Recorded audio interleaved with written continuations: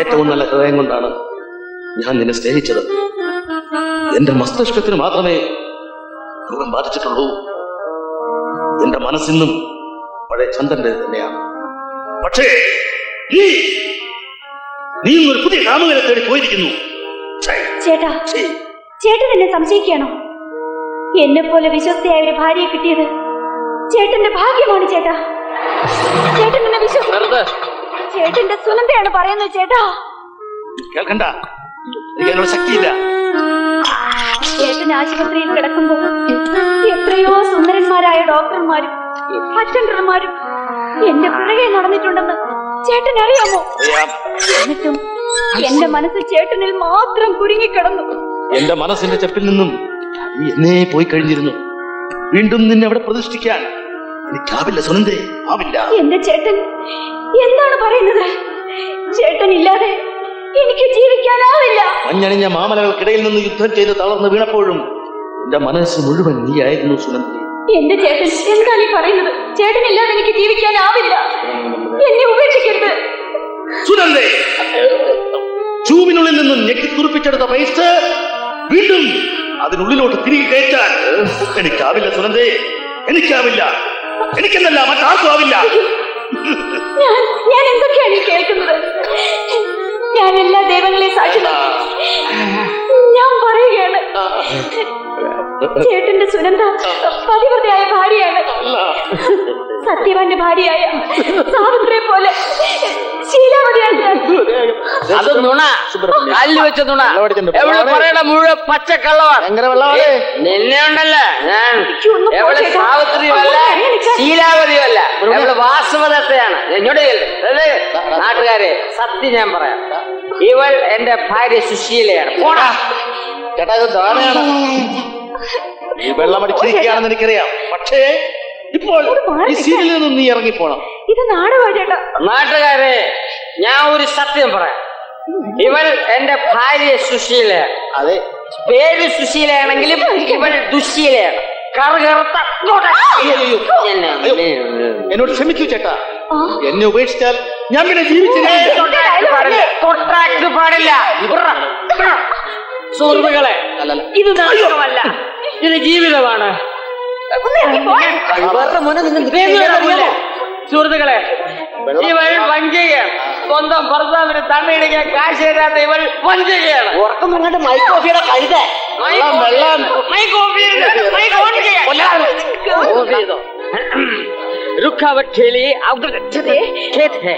നാട്ടുകാരെ തടസ്സം നേരിട്ടതിൽ ഖേദിക്കുന്നു. സുഹൃത്തുക്കളെ, ഇത് നാടകമല്ല, ജീവിതമാണ്. ജീവിതത്തിന് മൈക്ക് വേണ്ട.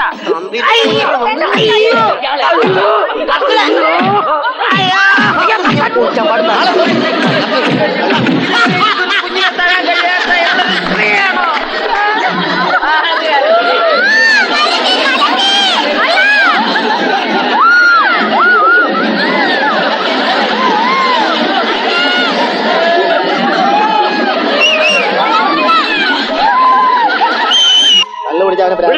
എനിക്കിന്ന് രണ്ടിലൊന്നും അറിയണം. ഒന്നുകിൽ എനിക്ക് എന്റെ ഭാര്യയെ കിട്ടണം, അല്ലെങ്കിൽ എനിക്ക് കുടിക്കാൻ കാശ് കിട്ടണം. നീ നിന്റെ ഭാര്യയെ കൊണ്ട് വെക്കോ? ഇവിടെ ആരെങ്കിലും പിടിച്ചു വെച്ചിട്ടുണ്ടോ? ഞാൻ കൊണ്ടുപോകാൻ പോടാ. നിന്റെ ഈ തൊട്ടാക്കിട്ടോട്ടല്ലോ, അതിനെ സമ്മതിക്കത്തില്ല. പോടാ നീ. അതെ, നാടകം ഏകദേശം തീരാറായോണ്ട് നന്നായി. ഇല്ലെങ്കിൽ ഓഡിയൻസ് ഇവിടുന്ന് പോകുമായിരുന്നു. കഴിഞ്ഞ സ്റ്റേജിന് കോട്ടയത്ത് വെച്ച് ഇവൻ കുടിച്ചു വന്ന് ബഹളം ഉണ്ടാക്കിയപ്പോ അന്ന് ഇവിടെ പറഞ്ഞു വിടേണ്ടതായിരുന്നു. നിങ്ങളെല്ലാരും കൂടി പറഞ്ഞിട്ടാ പിന്നെ ഇവിടെ വീണ്ടും പിടിച്ചു നിർത്തില്ലേ. ഇനി ഇവിടെ കൊടുത്ത് നാടകം തുടരാൻ പറ്റില്ല. പറ്റില്ല, ഞാൻ കൊണ്ടുപോകുമ്പോ. നീ കരയാതിരി പെണ്ണേ, ഇത് സ്ഥിരം നാടകവതിയല്ലേ. മോളെ നിന്നോടുള്ള ദേഷ്യം കൊണ്ടല്ല, ഇവനെ നിന്റെ ഭർത്താവിനെ ഞങ്ങൾക്ക് സഹിക്കാനാവില്ല.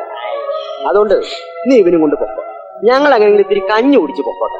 അപ്പൊ മറ്റന്നാളത്തെ കളിക്കോ? ഇനി ഇവിടെ മാറ്റിയിട്ടുള്ള കളി മതി. സുബ്രഹ്മണ്യ, നമ്മളാരാണ്? നിനക്കെന്നെ മനസ്സിലായില്ലേ? ഞാൻ ബാലേന്ദ്രൻ, ബാലു. ഏത് ബാലേന്ദ്രൻ? എനിക്കൊരു ബാലേന്ദ്രൻ. ഇവനോട് ഇപ്പൊ സംസാരിച്ചാൽ ശരിയാവില്ല. നീ ഇങ്ങ് വന്നേ. എനിക്കൊരു സ്മാൾ വാങ്ങിച്ചു തരും. അതൊക്കെ ഞാൻ വാങ്ങിച്ചുതരാം. സുശീല വരൂ.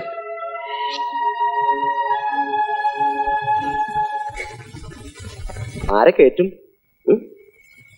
മറ്റന്ന കുന്നുങ്ങളൊക്കെ നാടകത്തിന് ആരെ കേറ്റുന്നു? ഒരു കത്തി കൊണ്ട് തന്നെ നെഞ്ഞത്തോട്ട് കയറ്റ്. അല്ലാതെ ഈ അവസാന നിമിഷത്തിൽ ഞാൻ ആരെ കയറ്റാതെ. എടാ രാമു, നിന്റെ അറിവിൽ ഏതെങ്കിലും നടികളുണ്ടോടാ? എന്റെ കയ്യിൽ എവിടുന്ന നടി? പിന്നെ ഒരു വഴിയുണ്ട്. എന്റെ മീശി മടിച്ച് ഒരു ടോപ്പ് വെച്ച് ഞാനങ്ങ് കയറിയാലോ? ഹനുമാനല്ലേ ഇവിടെ ആവശ്യം, ഒരു നടിയെയാണ്. എഴുന്നേറ്റ് പറയാം. ചേട്ടാ, ആനച്ചാൽ ഏലിയാമ്മയ്ക്ക് ഇപ്പൊ കളിയൊന്നും ഇല്ലാതിരിക്കുക. നമുക്ക് അവളെ ഒന്ന് വിളിച്ചാലോ? എന്റെ പൊന്നുമോളെ, അവള് പരിപൂർണ്ണ ഗർഭിണിയാ. അവളെ കൊണ്ടുവന്ന് സ്റ്റേജിൽ വെച്ച് എന്തെങ്കിലും സംഭവിച്ചു കഴിഞ്ഞാൽ ഉണ്ടല്ലോ, അതിന് സമാധാനം നമ്മൾ പറയേണ്ടി വരും. അതെ, ശങ്കരംകുളം അമ്പലത്തെ വിളിച്ചാലോ? അതൊരു ആനയല്ലേ? ആനയോ കരടിയോ ഏത് പിശാചിനെങ്കിലും പിടിച്ചിട്ട് പോയ എന്റെ കരുണ. ആ, ഇപ്പൊ പിടികിട്ടി. കൂത്താട്ടുകുളം രജനി കേട്ടിട്ടുണ്ടോ? അതാരേട്ടാ? കൂത്താട്ടുള്ള രജനിയോ? അവളെ ഏത് ട്രൂപ്പിലുള്ള? അവളെ ട്രൂപ്പിലൊന്നുമില്ല, ഇങ്ങനെ മാട്ടാനാടകം കളിച്ചിങ്ങനെ നടക്കുക. എന്താ അവളുടെ പെർഫോമൻസ്? എന്റെ ദൈവമേ. ഒരു മിനിറ്റ്, ഒരു ഹീറോ ആയ എന്നോടൊപ്പം അഭിനയിക്കേണ്ടുന്ന നടിയാണ്. നിങ്ങൾ വഴിയിൽ കണ്ട പൂവർ ഗേൾസിനെയൊക്കെ വിളിച്ചോണ്ട് വന്നാലുണ്ടല്ലോ, ഞാൻ അഭിനയിക്കത്തില്ലേ. പെർഫോമൻസ് മാത്രം പോരാ, എന്നോടൊപ്പം നിൽക്കാൻ കൊള്ളാവുന്ന നല്ല ഗ്ലാമർ ഉള്ള നടി തന്നെ വേണം. നിന്റെയൊക്കെ കൂടെ അഭിനയിക്കാൻ ഗ്ലാമർ വേണോ? ഒന്ന് നിർത്തന്റെ കരുണ, നിന്റെ ഒരു ഗ്ലാമർ. മറ്റൊന്ന കുന്നംകുളത്ത് നാടകം കളിച്ചില്ലെങ്കിലേ കമ്മിറ്റിക്കാരെന്നെ തല്ലിക്കൊല്ലും. ഏത് കൂത്താട്ടുള്ളതായാലും വേണ്ടില്ല, ആരെങ്കിലും ഒരാളെ തപ്പിയെടുത്തേ പറ്റൂ. എന്റെ ഒരു അനീതിയുണ്ട്, നമുക്ക് അവളെ ഒന്ന് പരീക്ഷിച്ചു നോക്കിയാലോ? പരീക്ഷിക്കാനുള്ള സമയമില്ലല്ലോ, അതല്ലേ കുഴപ്പം. എന്റെ പൊന്ന് കരുണ, നീ തമാശ കള. അത് കളഞ്ഞു. നീ രാഖി രാമാനം കൊടയും കുരിശെടുത്ത് ഇപ്പൊ തന്നെ കൂത്താട്ടോളത്തേക്ക് വിട്ടോ. ടാക്സി ഓട്ടോറിക്ഷയോ എന്ത് കുന്താന്ന് വെച്ചാ പിടിച്ചിട്ട് പോക്കോ. നാളെ രാവിലെ ഇവിടെ റിഹേഴ്സലിന് ആളെത്തണം. ചേട്ടനൊരു കാര്യം ചെയ്യും, കുറച്ച് കാശ് ചെയ്താ. എന്തോരം കാശ് വേണം? ഒരു 1500 ചെയ്താ. 1500 രൂപ എന്തിനാ അവളെ മൊത്തം വിലക്കെടുക്കാൻ പോവാ? അല്ലെന്നേ, അവൾക്ക് അഡ്വാൻസ് കൊടുക്കണ്ടേ? അഡ്വാൻസ് ഒക്കെ ഞാൻ അവൾക്ക് ഇവിടെ വരുമ്പോ കൊടുത്തോളാം. നീയേ ഒരു 500 രൂപയോട് കൊണ്ടുവക്കാം. എന്താ ഇങ്ങോട്ടോ? ഇത് എന്റെ ആവശ്യമില്ല കേട്ടോ. നീ പറയുന്നൊക്കെ ശരി തന്നെ, സമ്മതിച്ചു. ഓരോ ദിവസവും ഉണരുന്നത് ഇന്ന് മദ്യം കൈകൊണ്ട് തൊടാൻ പാടില്ലെന്ന പ്രതിജ്ഞയുമായിട്ടാണ്. പക്ഷേ പലതരത്തിലുള്ള ചികിത്സകൾ നോക്കി ഒരു പ്രയോജനവും. ഞാനൊരു അഡിക്റ്റായി പോയി ബാലു. മദ്യം തലയ്ക്ക് പിടിക്കുമ്പോഴാണ് ഇൻഫീരിയോറിറ്റി കോംപ്ലക്സ് ഉണ്ടാകും. ഭാര്യ നാടകം കളിച്ച് കിട്ടുന്ന കാശുകൊണ്ടാണല്ലോ ജീവിക്കുന്നതെന്ന അപകർഷതാബോധം. പിന്നെ കൂട്ടുകാരുടെ കളിയാക്കലും കൂടി ആവുമ്പോൾ സത്യം പറയട്ടെ ബാലു, അവളെ നാടകം കളിക്കാൻ വിടുന്നതിൽ മാനസികമായി എനിക്ക് യാതൊരു യോജിപ്പുമില്ല. അല്ല എങ്കിൽ ഇത്ര സങ്കുചിതമായിട്ട് ഞാൻ ചിന്തിക്കുന്ന എന്താണെന്ന് എനിക്ക് തോന്നിയേക്കാം. പക്ഷേ ഈ ആണുങ്ങളുമായിട്ടുള്ള തൊട്ടും തലോടിയുള്ള അഭിനയം എനിക്ക് സഹിക്കാവുന്നതിലപ്പുറമാണ്. അത്രയ്ക്ക് ഇഷ്ടമില്ലാത്തൊരു കാര്യമാണെങ്കിൽ സുശീല അഭിനയിക്കാൻ വിടണ്ട. വേറെ വരുമാന മാർഗമൊന്നുമില്ലാതെ എല്ലാം കൂടെ പറഞ്ഞാൽ പറ്റൂ സുബ്രഹ്മണ്യ. കുടുംബജീവിതത്തിൽ ഏറ്റവും അധികം വേണ്ടത് പരസ്പര വിശ്വാസമാണ്. സുശീല പറഞ്ഞത് വെച്ച് നോക്കുമ്പോൾ നിനക്ക് ഇതുവരെ ഒരു നല്ല ഭർത്താവാകാൻ കഴിഞ്ഞിട്ടില്ലെന്നാ ഞാൻ മനസ്സിലാക്കുന്നത്. ഒരു സ്ത്രീ ഭൂമിയോളം താഴ്ന്നതും ക്ഷമിക്കുന്നതും അവളുടെ ഭർത്താവിന് മുന്നിൽ മാത്രമായിരിക്കും. പക്ഷേ അത് നമ്മൾ ഭർത്താക്കന്മാർ ഒരിക്കലും ചൂഷണം ചെയ്യാൻ പാടില്ല. അവരുടെ സ്നേഹത്തെ നമ്മൾ അടിമത്തമായി കാണാനും പാടില്ല. നിന്നോടുള്ള സ്വാതന്ത്ര്യം കൊണ്ടാണ് ഞാൻ ഇത്രയൊക്കെ പറഞ്ഞത്. ഉപദേശം കൊണ്ടതും ആരും നന്നായ ചരിത്രമില്ല. സ്വയം എടുക്കുന്ന തീരുമാനങ്ങളാണ് എപ്പോഴും ജീവിതഗതിയെ തന്നെ മാറ്റിമറിക്കുന്നത്. പോട്ടെ. നിന്നെ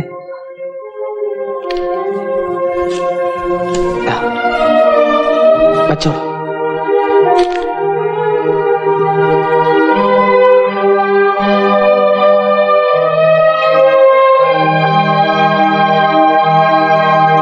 അതെ, ഞാൻ വിചാരിച്ചത് അത് നാടകത്തിലൊരു ഭാഗമാണെന്നാ.